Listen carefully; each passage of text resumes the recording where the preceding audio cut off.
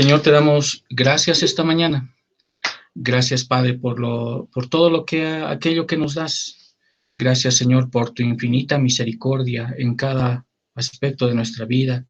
Y te damos gracias, Dios eterno, que por tu poderosa providencia, Señor, tú gobiernas a todas tus criaturas. Te suplicamos, Señor, todos nosotros humildemente que te agradaría visitarnos por tu Hijo Jesucristo y restaurarnos, Señor, a ese honor del que fuimos nosotros arrojados por el pecado de nuestros antepasados y que podamos, Señor, en el recuerdo de tus grandes beneficios para con nosotros, celebrar, Señor, tu poder, ese tu poder milagroso, tanto ahora, Señor, como para siempre. Ayúdanos a entender de tu palabra, ayúdanos esta mañana a meditar en tu palabra, Señor, y aplicarlo a nuestra vida. Cuánta falta hace, Señor, que aquel que se llama, Señor, el verdadero creyente, entonces pueda aplicar las verdades de tu palabra, Señor, y no se blasfeme tu nombre. Perdónanos, Padre, porque estamos preocupados por nosotros mismos. Siempre estamos velando por nuestro honor, siempre estamos velando, Señor, porque nos respeten, pero nos olvidamos de ti, Señor. Nos olvidamos de nuestro prójimo. Perdónanos, Padre amado, porque necesitamos menguar, necesitamos crecer, Señor. Gracias por todo este tiempo que nos das para meditar en tu palabra. Líbranos, Señor, líbranos de interpretar mal, líbranos, Señor, de incurrir en aquellas cosas, Señor, que tú prohíbes. Perdónanos, bendito Padre, y ayuda a la iglesia en este tiempo a reconocer su necesidad de poder estar compartiendo tu palabra juntos en armonía. Gracias por todo lo que nos has dado. En el nombre de Cristo Jesús, Señor nuestro, oramos. Amén. Amén. Amén, hermanos. Vamos a estar entonces esta mañana. Vamos a estar compartiendo este precioso salmo. Ese salmo y el título que ustedes ven también en pantalla y lo que hemos puesto es ¿qué es el hombre? ¿Qué es el hombre? Y vamos a seguir nosotros con estos estudios hasta que dure la cuarentena. Una vez acabado la cuarentena, ya no vamos a transmitir, ¿no? Por estos medios, sino que nos vamos a reunir en la iglesia y ahí vamos a seguir estudiando. Que el Señor nos dé el privilegio de volvernos a reunir y poder gozar juntos en armonía, alabando al Señor y gozándonos de Él. Entonces, esta mañana vamos a estar compartiendo el Salmo 8. Vamos a leer el Salmo 8 en extenso para que podamos comprender más de la palabra de nuestro Señor. Salmo 8. La gloria de Dios y la honra del hombre. El músico principal sobre Gilit, Salmo de David. Oh Jehová, Señor nuestro, cuán glorioso es tu nombre en toda la tierra. Has puesto tu gloria sobre los cielos, de la boca de los niños y de los que maman, fundaste la fortaleza a causa de tus enemigos, para hacer callar al enemigo y al vengativo. Cuando veo tus cielos, obra de tus dedos, la luna y las estrellas que tú formaste, digo, ¿qué es el hombre para que tengas de él memoria? Y el hijo del hombre para que lo visites. Le has hecho poco menor que los ángeles y le coronaste de gloria y de honra. Le hiciste señorear sobre las obras de tus manos. Todo lo pusiste debajo de tus pies, ovejas y bueyes, todo ello, y asimismo las bestias del campo, las aves de los cielos y los peces del mar, todo cuanto pasa por los senderos del mar. Oh Jehová, Señor nuestro, cuán grande es tu nombre en toda la tierra. Es un salmo maravilloso. Y este salmo que estamos viendo esta mañana, este salmo es uno de los salmos a los que llamamos la cadena de oro de la confianza. Este salmo es parte de ese grupo de los salmos que llamamos la cadena de oro de la confianza. Y esta mañana vamos a aprender bastante acerca de todo esto y que el Señor ciertamente nos ayude, hermanos, nos ayude a cada uno de nosotros a entender más la palabra del Señor, de nuestro Señor, y que podamos esta mañana entender entonces este salmo. Vamos a ir como como lo hacemos, vamos a ir versículo a versículo para que nosotros podamos entender más al respecto y podamos nosotros comprender lo que está aquí en este maravilloso salmo. Sobre este salmo muchos han debatido, ha habido mucho debate sobre este salmo y han opinado sobre este salmo, sobre las palabras al inicio, ¿no? Este salmo dice al principio sobre Gilid, salmo de David, dice, ¿no? Al músico principal sobre Gilid, salmo de David. Ha habido mucho debate en la historia acerca de esto. Algunos ven que se refiere a una melodía, muchos ven que Gilid es una melodía que había en ese tiempo, una melodía del Salmo de David. Algunos ven que se refiere entonces a una melodía, otros a que fue un salmo sobre los lagares. Otros ven que este salmo fue un salmo que David ha cantado sobre los lagares. También de forma general se ha escuchado que este salmo sería una celebración victoriosa obtenida sobre Goliat por David. Muchos han visto que este salmo sería representaría esa parte, pero eso todavía no se puede afirmar y nos quedamos nosotros con esos pensamientos, que es una melodía, otros dicen que es un salmo de David sobre los lagares, también otros que han formado también de forma general han escuchado que este salmo, como decíamos, es una celebración de la victoria de David obtenida sobre Goliat, pero no tenemos mayor información del salmo, así que nos vamos a quedar con esos pensamientos. Pero este salmo es citado 3 veces en el Nuevo Testamento. Jesús cita este salmo, es un salmo maravilloso. El salmo comienza con un arrebato fuerte, ¿no? Dice, oh Jehová, Señor nuestro, cuán glorioso es tu nombre en toda la tierra. Este salmo comienza con un arrebato, ese arrebato fuerte de emoción. Hay una fuerte emoción en el salmista. Perdón, alguien escribió que este salmo fue compuesto de noche. Alguien escribió de esa manera que el salmo fue compuesto de noche. Entonces, cuando David estaba mirando al rebaño, ¿no? El sol no se menciona en este salmo. Y entonces, cuando David estaba mirando al rebaño y la contemplación de los cielos en estas circunstancias, fue adecuada entonces para despertar estas meditaciones de David. Pero alguien escribió también que este salmo fue compuesto no de noche, y lo más probable es que el salmo fuera una meditación vespertina, fuera una de estas meditaciones, no compuesta durante la vida pastoral de David, sino después.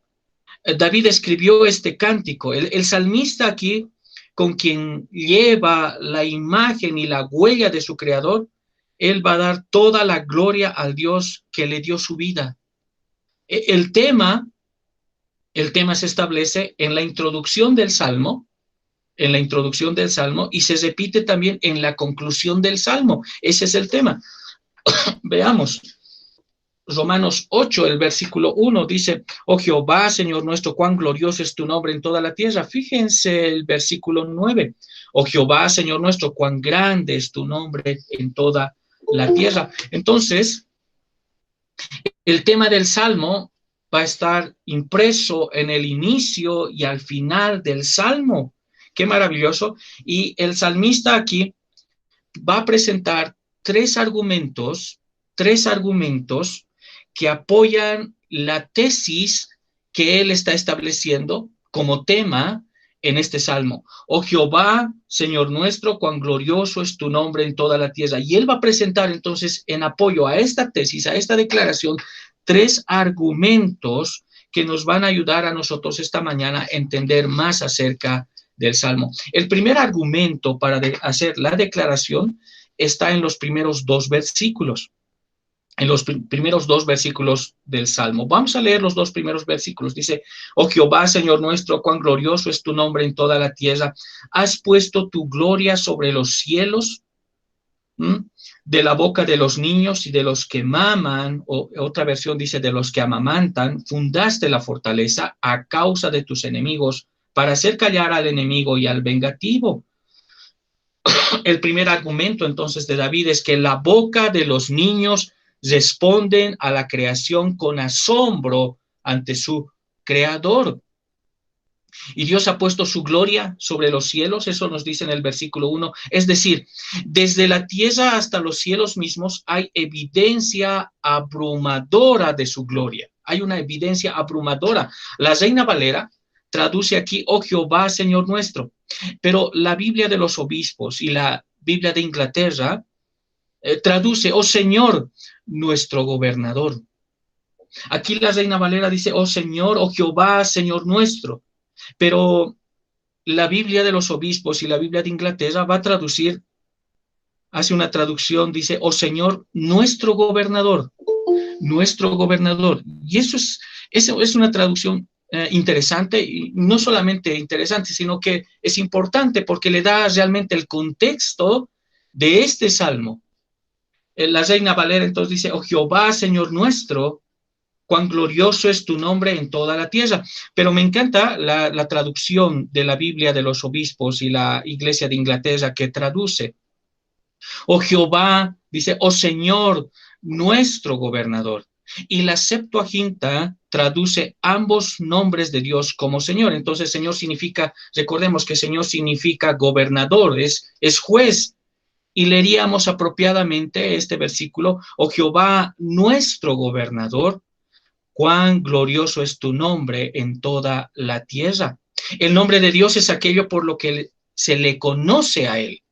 El Salmo 138, el versículo 2, vamos a ir un momento, vamos a ver algunos aspectos también de este Salmo. El Salmo 138, podemos ir ahí. Vamos a ver lo que dice Salmo 138. El versículo 2 hemos de ver, dice así, me postraré hacia tu santo templo y alabaré tu nombre por tu misericordia y tu fidelidad, porque has engrandecido tu nombre y tu palabra sobre todas las cosas. Tu palabra sobre todas. Has engrandecido tu palabra sobre todo tu nombre. Es decir, sobre todas las cosas con lo que te has dado a conocer. Calvino perfectamente escribe en esta parte, acertadamente, dice, el nombre de Dios es aquello por lo que se le conoce. Y el nombre de Dios debe entenderse aquí por el conocimiento del carácter y las perfecciones de Dios en la medida en que se le da a conocer a nosotros. Ya el versículo 1, y en el versículo 1 vemos esto, y esta es el versículo 1 es una, por decirlo así, una confesión, es una confesión de la debilidad y la ignorancia del hombre. Eso representa el versículo 1. Es una confesión que nosotros hacemos, es una confesión de la debilidad, no solamente de la debilidad, sino de la ignorancia del hombre. Oh Jehová, Señor nuestro, oh Jehová, nuestro gobernador. Cuán glorioso es tu nombre en toda la tierra, has puesto tu gloria sobre los cielos.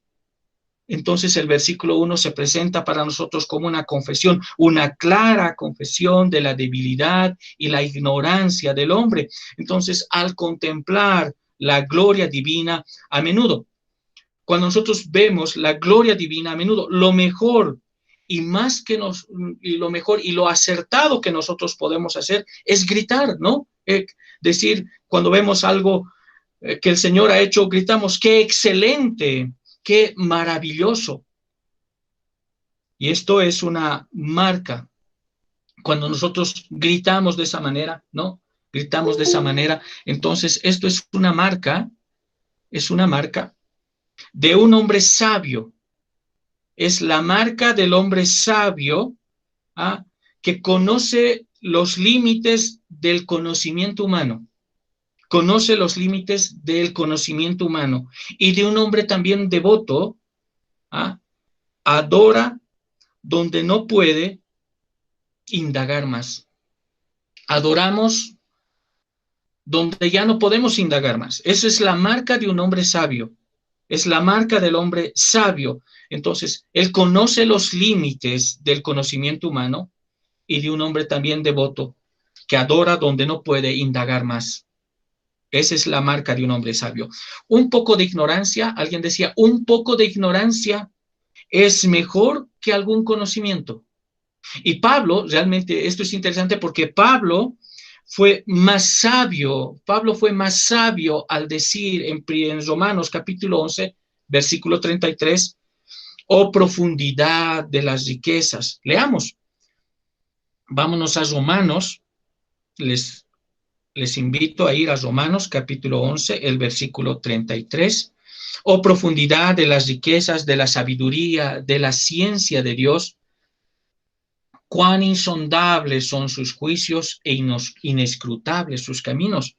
Pablo fue sabio al declarar esta verdad. Entonces aquí David nos da su idea al decirnos que su tema, el tema que él está exponiendo en este salmo, está por encima de cualquier palabra que podamos ordenar. Está por encima. Has puesto tu gloria sobre los cielos. Primero hace una confesión clara del estado del hombre. Es débil y es ignorante. Es la confesión clara del hombre. Oh Jehová, Señor nuestro gobernador, cuán glorioso es tu nombre en toda la tierra. Y segundo, dice, has puesto tu gloria sobre los cielos. Ahora, esto es importante, porque los judíos hablaban de tres cielos. Para los judíos ellos hablaban de tres cielos. El primer cielo, la atmósfera, y por eso así leemos las aves de los cielos, ¿no?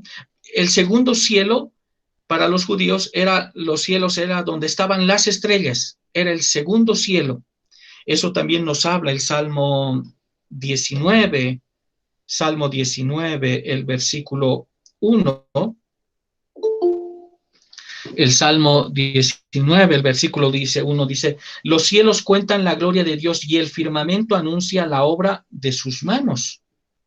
Y el tercer cielo que los judíos hablaban, el tercer cielo, era el cielo de los cielos, o el tercer cielo, donde Dios se manifestaba de forma peculiar. Entonces, ni uno, ni todos ellos pueden contenerlo. Ninguno de los cielos, primero, segundo, tercer cielo, ninguno de estos cielos puede contener a Dios. Maravilloso, ¿no? Maravilloso. Dios no puede ser contenido por los cielos. Su gloria está sobre todos ellos y sin embargo, su gloria está sobre todos ellos. Es un Dios grande, maravilloso, que no puede contener. Los cielos no lo pueden contener. Los cielos con las estrellas están cubiertas con las pruebas de la majestad de Dios. Tan grande es la gloria de Dios que los jóvenes, los adultos, todos se encuentran absortos en la contemplación de esas obras de Dios. Lo mejor, lo acertado que el hombre puede hacer es gritar, qué excelente y qué maravilloso. Ese es el sabio. Y miren el versículo 2. De la boca de los niños, dice, de la boca de los niños y de los que amamantan, fundaste la fortaleza a causa de tus enemigos, para hacer callar al enemigo y al vengativo. Y en cada generación, hermanos, Dios ha recibido y recibirá grandes honores de los niños, de los jóvenes y personas ingenuas en su admiración por sus obras y en sus maravillosas preguntas que los niños hacen, ¿no es cierto? Que las maravillosas preguntas que los niños hacen y las observaciones respecto a su naturaleza y a sus obras. Y esto es importante, los niños preguntan, pero son las maravillosas preguntas que ellos hacen al contemplar la obra de Dios, y al Padre de forma inacertada, podemos decir así, le hace callar, ¿no? Le hace callar, porque está en una etapa donde pregunta y pregunta, pero miren que esta parte es tan importante y es tan vital para nosotros porque el niño está maravillado, quiere conocer toda esa parte, porque Dios mismo nos empuja a ello, y me encanta, realmente me encanta, en su libro, cuando Agustín de Hipona, él escribe en en su libro, permítanme, en el capítulo 1 de su primer libro de las Confesiones, él dice lo siguiente: y ahora aquí hay un hombre, dice, que te quiere alabar, un hombre que es parte de tu creación y que como todos lleva siempre consigo por todas partes su mortalidad y el testimonio de su pecado, el testimonio de que tú siempre te resistes a la soberbia humana. Así pues, no obstante su miseria, ese hombre te quiere alabar y tú lo estimulas para que encuentre deleite en tu alabanza. Nos creaste para ti, nuestro corazón andará siempre inquieto mientras no descanse en ti. Y tú lo estimulas, dice. Tú lo estimulas a este hombre para que encuentre deleite en ti, en tu alabanza. Y es así como el Señor estimula también a los niños. Por eso tan importante este verso, dice, de la boca de los niños y de los que maman fundaste la fortaleza. Entonces, cuando el niño está empezando a preguntar, es parte de que Dios estimula el corazón de los niños, de los jóvenes, de las personas ingenuas, en su admiración por las obras de Dios, por las obras de Dios. Y eso tiene que ver mucho en este salmo: de la boca de los niños y de los que maman fundaste la fortaleza. Ellos se maravillan de las obras del Creador. Parecería que pasa el tiempo y nosotros simplemente vemos algo y ya no nos maravilla. Y el Señor nos hace recuerdo que nosotros deberíamos estar absortos, abrumados por la obra creadora de Dios, pero en cambio el hombre, por su pecado, rechaza lo que Dios da. Llueve mucho, nos quejamos, ¿cierto? Hace sol, nos quejamos. Hace bastante viento, nos quejamos. Deberíamos estar maravillados por todo el trato que Dios tiene para con nosotros, porque todo es bueno. Todo es bueno. Y el Señor pone a los niños ahora, a los niños, para hacernos recordar a nosotros que nosotros también deberíamos estar absortos por esas preguntas a veces ingenuas que los niños hacen en nuestro contexto, pero que son la fortaleza, dice, de la boca de los niños, de los que maman, fundaste la fortaleza. Y en cada generación Dios ha recibido y va a recibir, hermanos, los grandes honores por las obras, por sus maravillosas preguntas también que hacen los niños y las observaciones que ellos hacen respecto a la naturaleza y a las obras de Dios. No es más que Dios estimulando el corazón del niño. Qué maravilloso. Amén. Decimos amén en esta parte, porque los niños a menudo hablan de fuerza que silencia incluso al enemigo y al vengativo. Es la fortaleza del Señor. Esto anticipa un tema. Y el versículo 2 nos anticipa un tema, por decirlo así, un tema doble en la enseñanza del Nuevo Testamento. Una es que lo necio del mundo escogió Dios para avergonzar a los sabios. Lo necio del mundo escogió Dios para avergonzar a los sabios, y lo débil del mundo para avergonzar a los poderosos. Y Jesús va a citar este salmo, el versículo 2, para señalar el mismo punto, este mismo punto. Entonces, cuando los niños estaban aclamando su entrada del Señor Jesús en Jerusalén, en Mateo capítulo 21, el segundo es cómo Jesús dice, arrepentidos, a menos que se conviertan, él dice, a menos que se conviertan y se hagan como niños, no entrarán en el reino de los cielos. No entrarán. Dos temas maravillosos en alusión al Salmo 2. La pregunta para nosotros es, hermano, ¿usted tiene un amor infantil por el Señor? ¿Usted tiene esa clase de amor por el Señor? Que se maravilla, queda abrumado por lo que Dios hace. ¿Cuánto ama al Señor? ¿Cuánto ama al Señor? ¿Qué clase de amor tiene usted por el Señor? ¿O es todo rutinario? ¿Usted a que no se queda abrumado por lo que el Señor hace? Que en todo este tiempo, realmente en todo este tiempo, no nos ha faltado el pan. Qué maravilloso es nuestro Señor, ¿no? Mientras preocupados por una y otra cosa, si va a haber o no se va a haber trabajo, el Señor no nos ha hecho faltar el pan. Usted no se queda abrumado por eso. Nuestro Salvador se deleitaba en insistir en verdades como esta, que el reino de los cielos estaba abierto a los más pequeños, a los bebés.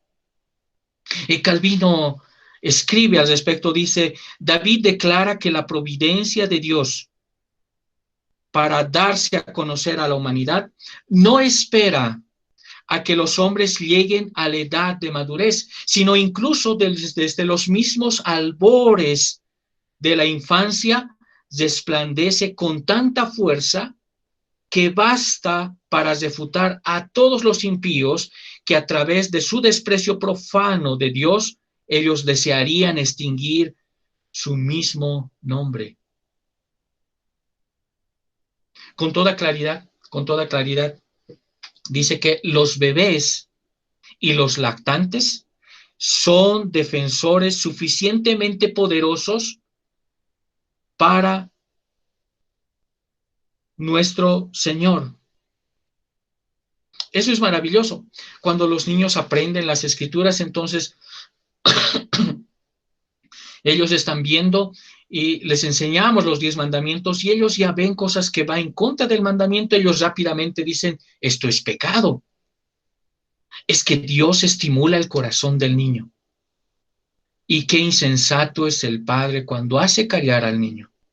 Es un insensato.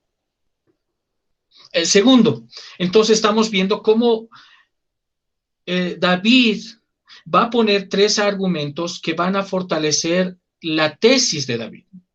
La tesis de David es, oh Jehová, Señor nuestro, cuán glorioso es tu nombre. Y aquí David va a poner 3 argumentos para apoyar todo eso.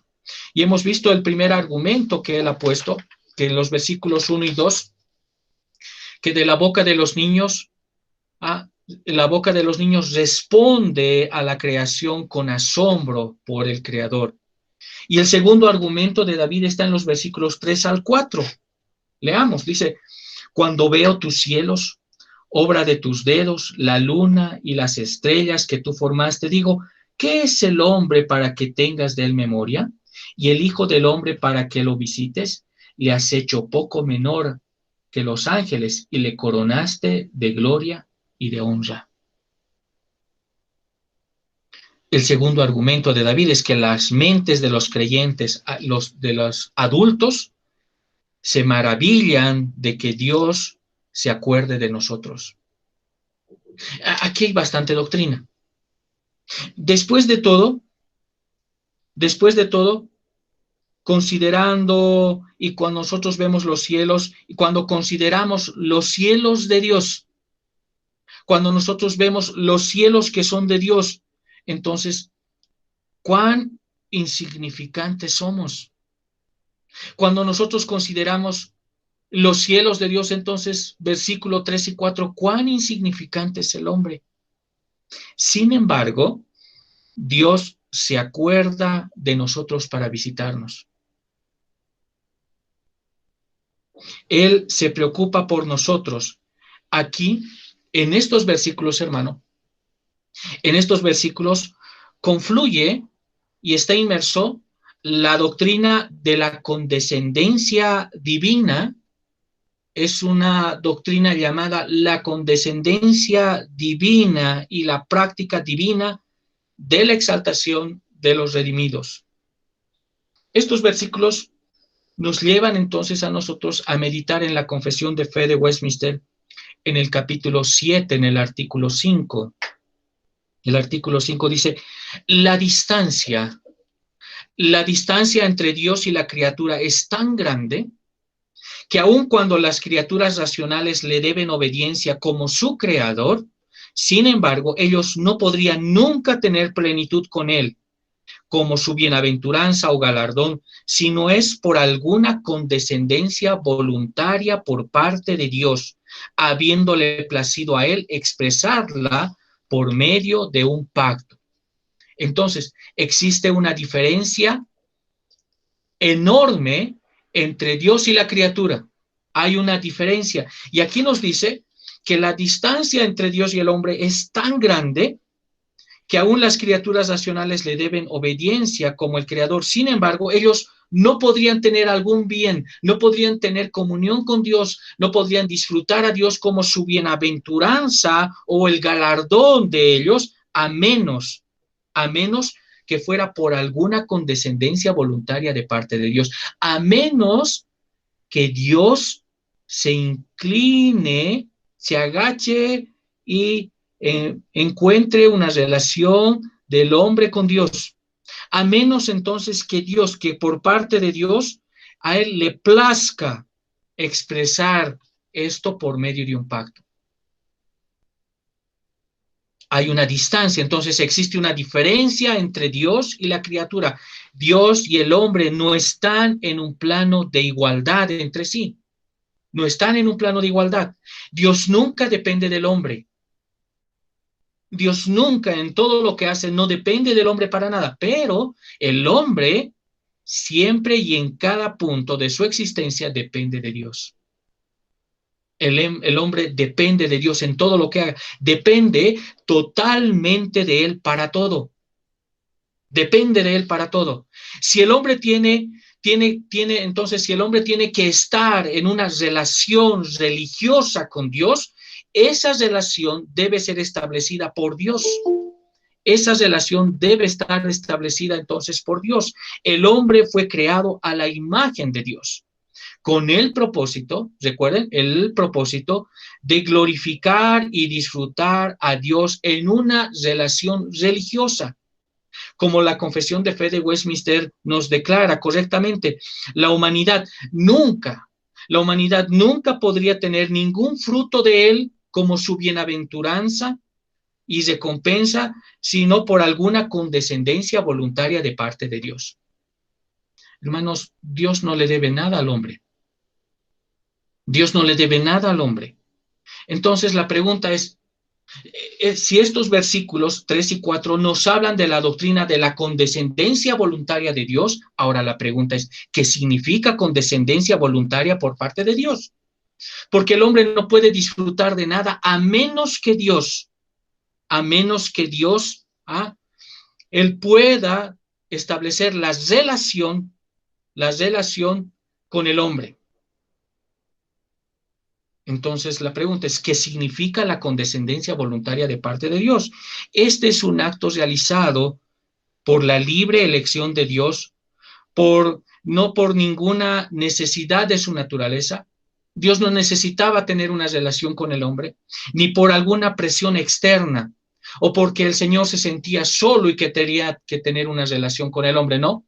No estaba obligado para ninguna de esas cosas. Salvar el abismo.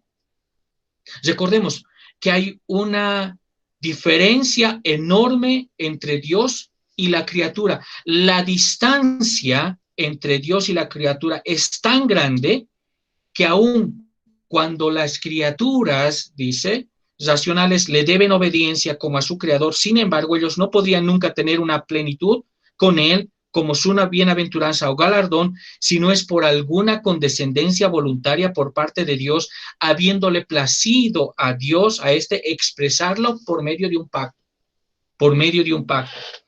Entonces, este es un acto realizado por la libre elección de Dios. Dios ha decidido tener una relación con el hombre, pero es de forma voluntaria. No ha sido presionado por alguna necesidad, ni por alguna fuerza externa. Entonces, en esta parte, salvar el abismo entre el hombre, entre Dios y el hombre, no era parte de la naturaleza esencial de Dios. No había necesidad, no había obligación por parte de Dios para salvar al hombre. Él podía hacerlo o no, y aún así él seguiría siendo Dios. Él seguiría siendo Dios. En consecuencia, hermanos, cuando Dios cubre ese abismo entre él y el hombre, al hacer un pacto con el hombre, fue un acto de la condescendencia voluntaria de parte de Dios. fue un acto libre de la condescendencia voluntaria de parte de Dios. Y eso es algo importante, eso fue en el pacto de gracia. ¿Recuerdan? Eso fue hecho en el pacto de gracia. En el pacto de gracia, cuando nosotros vemos que Dios estableció el pacto de gracia antes en el consejo intratrinitario, Dios el Padre, habiendo elegido un cuerpo particular de seres humanos para el eterno, el Padre entonces, él planeó enviar a su Hijo unigénito a este mundo para redimirlos del pecado. En consecuencia, el Padre entonces planeó preparar todas las cosas para la entrada de su Hijo. El Padre acordó darle al Hijo poder sobre toda carne. Eso vemos en Juan capítulo 17. No solamente eso, no simplemente que le da el poder, sino enviar al Hijo a una tarea, a una misión específica que nos dice Juan capítulo 17, versículo 4. Y Dios, el Hijo, acepta ese plan, ese pacto, y se compromete a cumplir plenamente la voluntad del Padre. Cristo aceptó nacer como niño, tomando la naturaleza humana sobre sí mismo, vivir una vida de perfecta obediencia a la ley y a la voluntad de Dios entre los hombres, para cumplir perfectamente todos los detalles, todos los elementos de la tarea asignada para él. Y de acuerdo con el plan, entonces, y finalmente él acepta sufrir, morir en la cruz como el sustituto de los elegidos por el Padre. Él acepta ser enterrado, resucitar al tercer día, enviar el Espíritu Santo y venir nuevamente para juzgar a los vivos y a los muertos en el último gran día. Ese fue el pacto. Pero no había ninguna obligación, no había necesidad, no había ninguna obligación de Dios para salvar al hombre. Él podía hacerlo o no, y sin embargo, y aún así, seguiría siendo Dios. En consecuencia, entonces, cuando Dios aquí cubre ese abismo entre él y el hombre, al hacer un pacto con el hombre, fue un acto de la condescendencia voluntaria de parte de Dios. Fue voluntario, porque no era necesario que Dios lo hiciera. Fue una condescendencia porque involucraba a Dios inclinándose al nivel de sus criaturas. Fue condescendiente. Por eso el salmista dice, cuando veo tus cielos, cuando veo la obra abrumadora de Dios, que ni el primero, ni el segundo, ni el tercer cielo puede contener a Dios, no hay nada que lo contenga, me pregunto, ¿qué es el hombre? ¿Qué es el hombre para que tengas de él memoria? ¿Qué es el hombre? Sin embargo, hermanos, Dios no nos ha dejado solos. No estamos solos en el universo. Dios tiene un propósito de gracia, Dios tiene un propósito de salvación, tanto para la humanidad como para su creación. Ese es Dios. Qué maravilloso, ¿no? Y ahora lo que hace el salmista es presentar su tercer argumento. Desde el versículo 5 al 8.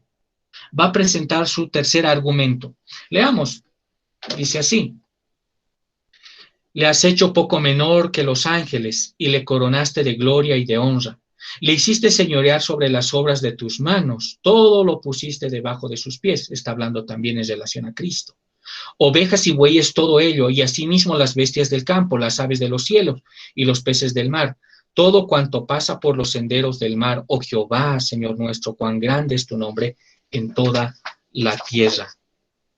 Dios le ha dado al hombre dominio sobre las criaturas. Ese es el tercer argumento que el salmista va a presentar. Dios le ha dado al hombre dominio sobre las criaturas.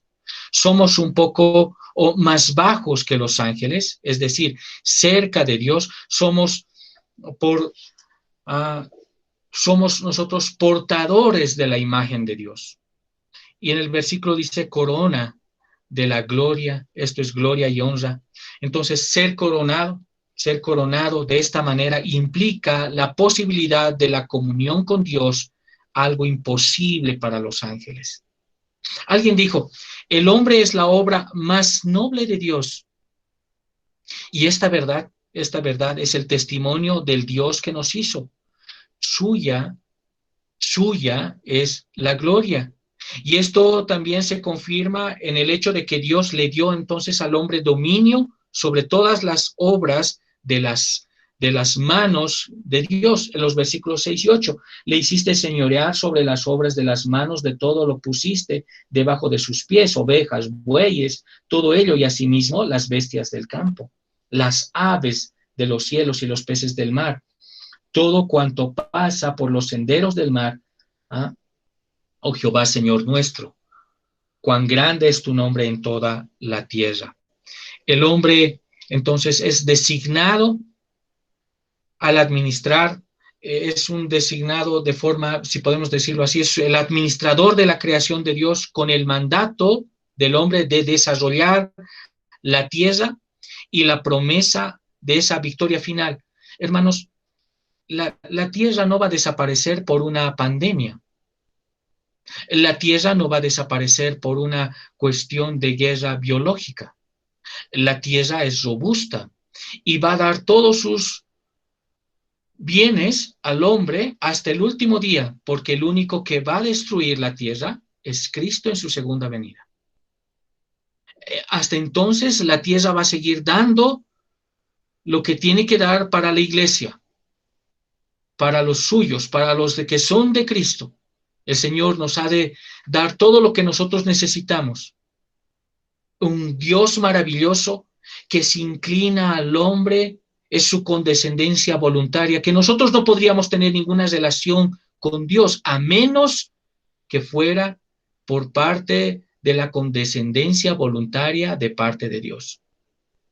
Que entonces el salmista acertadamente dice, cuando veo los cielos, esa obra tuya, me pregunto, ¿qué es el hombre?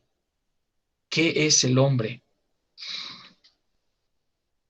Entonces el hombre es designado el administrador de la creación con el mandato de desarrollar la tierra y la promesa de la victoria final. Hay una victoria final. Hebreos capítulo 2, versículos 5 al 9 nos habla de eso. Y aplica a Jesucristo, en estos versículos se aplica a Jesucristo, en quien se debe entender, creer y confiar como la meta y el fin de la creación. A través entonces de su muerte, nosotros compartimos su triunfo final. Si perseveramos, también nosotros, también con él, si perseveramos, entonces también reconoceremos con él, estaremos con él. Eso nos dice 2 Timoteo capítulo 2. Vamos a leer 2 Timoteo 2:12. Veamos lo que dice. 2 Timoteo capítulo 2, versículo 12. Si sufrimos, también reinaremos con él. Si le negáremos, a él también nos negará. Si sufrimos, también reinaremos con él. Si le negamos, él también nos negará. Y en 1 Corintios capítulo 15, versículo 25, en Mateo 28:8 nos habla también de esto, que el dominio del hombre se deriva de Cristo. Si el hombre tiene dominio, pero este dominio no es algo propio de él, sino que este dominio se deriva de Cristo y la mayordomía del hombre depende de Cristo. En Cristo, entonces, Dios verdaderamente se ha acordado de nosotros. Dios se ha acordado de nosotros en Cristo. En Cristo. Por eso, estar en Cristo es una de las teologías más maravillosas que Pablo habla en el Nuevo Testamento, estar en Cristo y con Cristo. Y de eso nos hablan las Escrituras. Entonces, ¿a qué conclusión podemos llegar con todo esto? El llamado a la humanidad es tener presente al Señor. Ese es el llamado. El hombre debe tener presente al Señor en todo lo que él hace. El hombre es insignificante ante un creador majestuoso. El hombre es insignificante y sin embargo el hombre se atreve a murmurar de su creador. El hombre debe tener en cuenta el llamado. Entonces el llamado de la humanidad es tener presente al Señor. Y las palabras con las que comienza y termina este salmo resume la respuesta del corazón humano, de ese corazón humano del creyente, a la vida y al Salvador, por la vida que nos ha dado. Señor, dice el Señor, veamos el versículo 9, oh Señor, oh Jehová, Señor nuestro, cuán grande es tu nombre en toda la tierra, cuán glorioso es tu nombre en toda la tierra. Él es nuestro Señor en forma personal, redentora y de pacto. Él es nuestro Señor, es excelente. Y ante la evidencia de su majestad, en su mundo, nosotros no tenemos excusa para no adorarle. Nosotros no tenemos ninguna excusa para no adorarle y para no darle gracias, porque es su mundo, es su majestad, es ante esta evidencia entonces de su majestad, es su mundo, y entonces nosotros no tenemos ninguna excusa para no adorarle y darle gracias a Dios, y no darle la gloria que él se merece. Pero el hombre se atreve a levantar la cabeza y decir que todo lo que ha obtenido es por causa de su inteligencia, de su sabiduría, pero no es así. Es su mundo, es el mundo de Dios, y nosotros deberíamos darle gloria en todo lo que hacemos. ¿Qué observaciones vemos aquí? ¿Qué prácticas nosotros tenemos que observar en esta parte? Bien, viendo desde el versículo 1, vemos que los nombres, hermanos, los nombres y los títulos de Dios deben ser usados repetidos, celebrados, deben ser ensalzados con reverencia y adoración. Oh Jehová, Señor nuestro, cuán glorioso es tu nombre en toda la tierra. Has puesto tu gloria sobre los cielos. ¿Cómo también conocemos al Señor? Le conocemos por su fidelidad, su misericordia, su justicia, su providencia. Las misericordias de Dios de todo tipo, entonces deben ser debidamente notados, y entre las maravillosas bondades de Dios conferidas al hombre son las principales. Son dos cosas que el Señor nos ha dado, que deberíamos nosotros dar gloria por todo esto, a saber, primeramente, que la creación de todos los hombres en Adán, que el Señor nos ha creado. Segundo, la restauración de los elegidos de Dios. La restauración de los elegidos de Dios. En todos nuestros planes, hermanos, dejemos que los niños ocupen el lugar que les corresponde. Nada despierta más el odio de los enemigos de Cristo que las alabanzas de los niños. El bebé recién nacido es una muestra del poder, de la habilidad y la bondad de Dios, que sin respuesta, este niño refuta los argumentos de los ateos. Es estimulado por Dios en la creación. Entonces debemos trabajar para promover la piedad temprana. Debemos trabajar para promover la piedad temprana. Cuando el niño se pregunta, entonces nosotros responder de forma bíblica. Cuando el niño pregunta, ¿qué es el cielo? ¿Por qué las estrellas? Nosotros deberíamos guiarla en cada pregunta de nuestros hijos al Creador, y maravillarnos también nosotros por todo eso. Pero sin embargo, nosotros no hacemos eso, y debemos meditar. Debemos trabajar para promover la piedad temprana en nuestros hogares.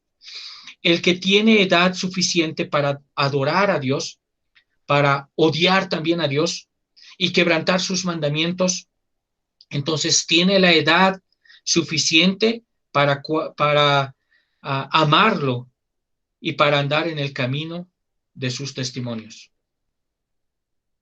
Y debemos guiar en esa parte. Una de las razones que el Señor hace tanto uso de instrumentos sencillos, humildes y débiles, es que quiere que todos vean la excelencia del poder que es de Él y no del hombre. Él tendrá toda la gloria, Él tendrá al final toda la gloria. Que todas entonces las obras de Dios, las misericordias de Dios, hermanos, nos humillen.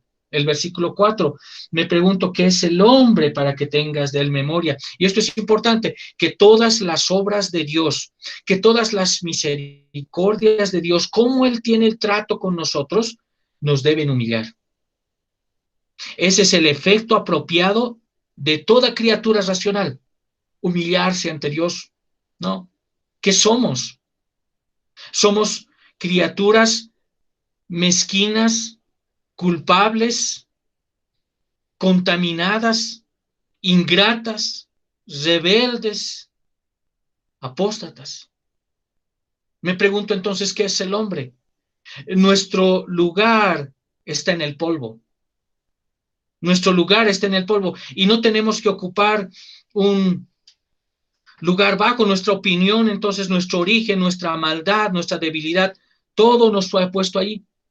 Todo eso nos ha puesto ahí. Si alguna vez nos levantáremos nosotros, entonces deberíamos nosotros pensar que es la obra creadora de Dios, es su misericordia que permite todo eso. Si alguna vez somos exaltados, debe ser mediante la autohumillación. Deberíamos estar humillados, que todas las obras de Dios, que todas las misericordias de Dios nos humillen, hermanos, a nosotros, nos humillen y nos lleve a preguntarnos, entonces, ¿qué es el hombre? Para que tengas de él memoria. Cuán bendita entonces es la verdad que nuestro Salvador ya no puede ser humillado por el sufrimiento de la muerte, él ya no puede ser humillado por la muerte. Los versículos 5 al 6 así nos muestra. En comparación a Hebreos también, su trabajo ha terminado, su conflicto ha terminado, sus tentaciones ha terminado, y así será a su debido tiempo con todos también sus elegidos. Así será a su debido tiempo. Entonces nos preguntamos, ¿no? ¿Qué es el hombre? ¿Qué es el hombre? Qué maravilloso salmo esta mañana para nosotros comprender qué implicaciones más tenemos en este salmo. El gran poder que Dios ha dado al hombre sobre la creación debe ejercerse, hermanos, con misericordia. La crueldad con las criaturas endurece terriblemente el corazón y debe provocar a Dios. Dice, el justo tiene en cuenta la vida de su bestia, pero las tiernas misericordias de los impíos son crueles. En Proverbios capítulo 12, versículo 10. Si usted tiene una mascota, bien, cuide. La crueldad, ¿no es cierto? Dios le ha dado al hombre sobre su creación. Él debe ejercer misericordia, pero la crueldad con las criaturas endurece terriblemente el corazón y debe provocar a Dios. La iglesia, hermanos, se mantendrá. Cristo lo tiene por pacto. La iglesia se mantendrá. Y eso es lo que nos vemos aquí. Cuán glorioso es tu nombre, cuán grande es nuestro Emmanuel, cuán grande es este Dios con nosotros. Él es el segundo Adán, el Señor del cielo, Él gobierna el universo. Nada ha quedado al azar, nada ha quedado al azar. Entonces, vemos también que esa es una línea de pensamiento que nosotros deberíamos seguir, ¿no? Que comienza y termina, que deberíamos comenzar en adoración y terminar también nuestro día en adoración. Que el Señor nos ayude, hermanos, que el Señor nos ayude a meditar en su palabra, que cuando nosotros contemplemos los cielos, meditemos en Dios, no solamente eso, sino que le alabemos por lo que Él es y también por lo que Él hace. No solamente por lo que Él es, sino también por lo que Él hace. Y especialmente, dejemos entonces que nuestras opiniones sobre el poder creativo y el cuidado providencial que el Señor tiene para con nosotros, nos lleve a nosotros al tema más elevado de la salvación en Cristo. Que tanto cuidado el Señor ha hecho, ¿no? ¿Qué es el hombre? Y sin embargo, el Señor se ha inclinado al hombre y le ha provisto también de un Salvador. Es maravilloso entonces que hombres que no tienen corazón para alabar a Dios, hombres que no tienen corazón para alabar a Dios, esperen ser admitidos en el cielo. Si usted aquí no puede alabar a Dios, ¿qué derecho tiene de entrar al cielo? Si usted no puede alabar a Dios, entonces no tiene ningún derecho de entrar al cielo, porque en el cielo es toda la alabanza a Dios. Si aquí no puede adorar a Dios, es que tengo problemas, por eso no puedo alabar a Dios. No, que el hombre le alabe a Dios en todo lo que él hace, en todo lo que hace. Morir entonces no va a ser ninguna diferencia entre el hombre. El hombre se aficiona por muchas cosas. Entonces, si usted no puede alabar en la situación como está, no tiene ningún derecho a entrar al cielo. Este salmo es precioso porque nos hace recuerdo, ¿no? Nos hace recuerdo de la posición del hombre. Nos quedamos con esa parte, ¿no? ¿Qué es el hombre para que tengas de él memoria y el hijo del hombre para que lo visites? Y cierra, el salmista cierra de la misma manera: oh Jehová, Señor nuestro, cuán grande es tu nombre en toda la tierra. Que el Señor nos ayude, hermanos, a meditar en él. Cuando veamos algo, ¿no?, nos asombremos realmente en alabanza a nuestro Creador por todo lo que él hace, el cuidado que tiene con nosotros, que él no tiene obligación, pero sin embargo, no nos ha dejado solos. Él tiene cuidado de nosotros, él nos visita, él está al pendiente de nosotros. Que el Señor nos ayude. Oremos al Señor. Oremos al Señor. Padre, te damos gracias esta mañana. Gracias, Padre, por hacernos meditar en qué es el hombre. A veces de forma, o muchas veces de forma soberbia, Señor, pedimos y exigimos. No nos asombramos. El corazón duro por las circunstancias, por los afanes que ahogan tu palabra. Perdónanos, Padre amado, porque levantamos la cabeza y pensamos que es una obligación tuya, pero es parte de tu condescendencia voluntaria inclinarte al hombre y proveerle de todo, Señor.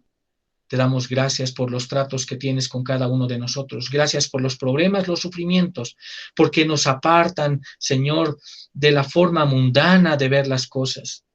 Guíanos, bendito Padre. Ayúdanos, ayuda a mis hermanos, a los que están sufriendo, a los que van a entrar en sufrimiento, a los que están saliendo, que todo sea para glorificar tu santo y bendito nombre. Gracias por todo lo que nos das. En el nombre de Cristo Jesús, Señor nuestro, oramos. Protege a mis hermanos. Dale siempre lo que tienen, Señor. Siempre todo lo que han de tener para su vida de piedad. Ayúdalos, bendito Padre. Y ayúdanos a nosotros como iglesia también, Señor. Ayúdanos a meditar en tus palabras y darte gracias por este tiempo y anhelar para que nos podamos reunir nuevamente para glorificar tu santo y bendito nombre. Gracias, Padre. En el nombre de Cristo Señor, de nuestro Salvador, oramos. Amén. Amén. Hermanos, que el Señor les bendiga. Dios les guarde a cada uno de ustedes. Vamos a quedar ahí. La próxima semana estaremos viendo el Salmo 9, y vamos a meditar también en eso, ¿no? En ese Salmo 9, que el Señor nos ayude a cada uno de ustedes a entender también más de su palabra